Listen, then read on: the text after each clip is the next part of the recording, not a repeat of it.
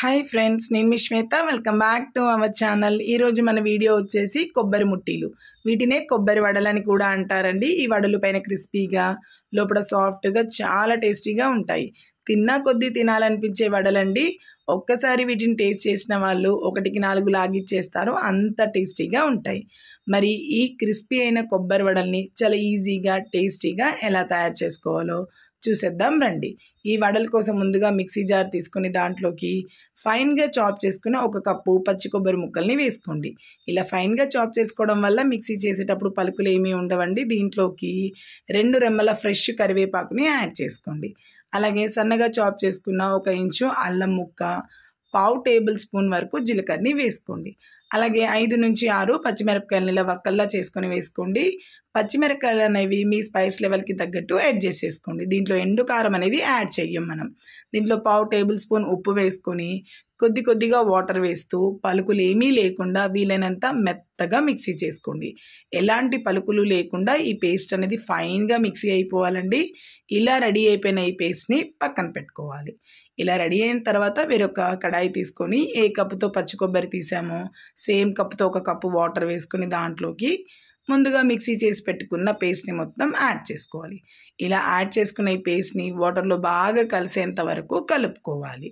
ఇలా బాగా కలుపుకున్న తర్వాత దీంట్లోకి 1/4 టేబుల్ స్పూన్ వరకు సాల్ట్ అనేది యాడ్ చేసుకోండి.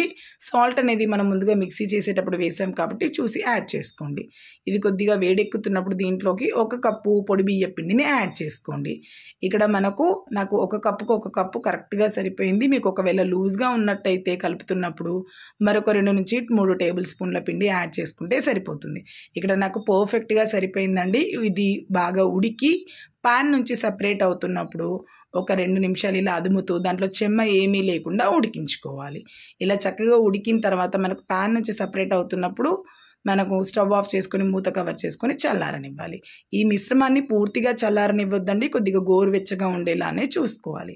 ఇలా గోరువెచ్చగా ఉన్నప్పుడు దీంట్లోకి సన్నగా తురుముకున్న గుప్పెడు కొత్తిమీర వేసుకొని మనం పిండిని బాగా కలుపుకోవాలి. ఇలా 5 నిమిషాలు కలుపుకోవడం వల్ల పిండి అనేది మనకు చక్కగా జిగొస్తుంది, వడలు కూడా క్రిస్పీగా వస్తాయి.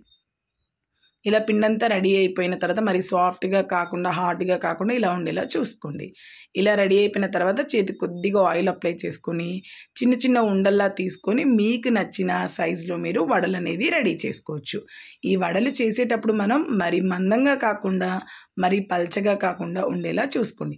మరి మందంగా చేసుకున్నట్టయితే మీరు ఆయిల్ అనేది ఎక్కువగా పీల్చేస్తుంది. అదే మీరు పల్చగా చేసుకున్నట్టయితే ఆయిల్లో వేస్తున్నప్పుడు విరిగిపోతాయండి. సో మనం చూసుకొని జాగ్రత్తగా ఈ వడలన్నీ చేసుకొని పక్కన పెట్టుకోవాలి. తర్వాత ఈ వడలను ఫ్రై చేసుకోవడానికి బాండీలో ఆయిల్ తీసుకొని ఆయిల్ అనేది మీడియం ఫ్లేమ్లో బాగా వేడెక్కిన తర్వాత ఈ వడలు అనేది వేసుకోండి. ఒకవేళ మీకు ఆయిల్ అనేది వేడెక్కక ముందే వేసినట్టయితే వడలు ఆయిల్ చాలా లాగేస్తాయండి. సో ఆయిల్ బాగా హీట్ ఎక్కిన తర్వాత నెమ్మదిగా వేసుకోండి. ఈ వడలు అనేది ఒక్కొక్కటి ఇలా పైనకి తేలుతుంటే ఇంకో వడ అనేది యాడ్ చేసుకోండి. ఇలా వేసుకోవడం వల్ల ఒకటికొకటి అతుక్కోకుండా ఉంటాయి. ఇలా డీప్ ఫ్రైకి సరిపడే వడలన్నీ వేసుకొని హై ఫ్లేమ్లో ఫ్రై చేసుకోవాలి. ఈ వడలు అనేది మనం హై ఫ్లేమ్లో ఫ్రై చేసుకున్నట్టయితేనే మనకు ఆయిల్ అనేవి పీల్వండి. సో హై ఫ్లేమ్లో పెట్టుకొని ఒకసారి బాగా మనకు కాలి పైనకి తేలాక 2 సైడు కాల్చుకొని మంచి గోల్డెన్ బ్రౌన్ కలర్ వచ్చేంత వరకు ఫ్రై చేసుకోవాలి. వడలు అనేది క్రిస్పీగా అయ్యి చక్కగా కలర్ అనేది ఇలా చేంజ్ అవుతుందండి. మనకు ఫ్రై చేస్తున్నప్పుడే తెలిసిపోతాయి. ఇలా క్రిస్పీగా అవుతున్నప్పుడు ఈ వడలు అనేది తీసి ఆయిల్ నుంచి సపరేట్ చేసుకొని మనం టిష్యూ పేపర్లో తీసుకొని సర్వ్ చేసుకోవడమే.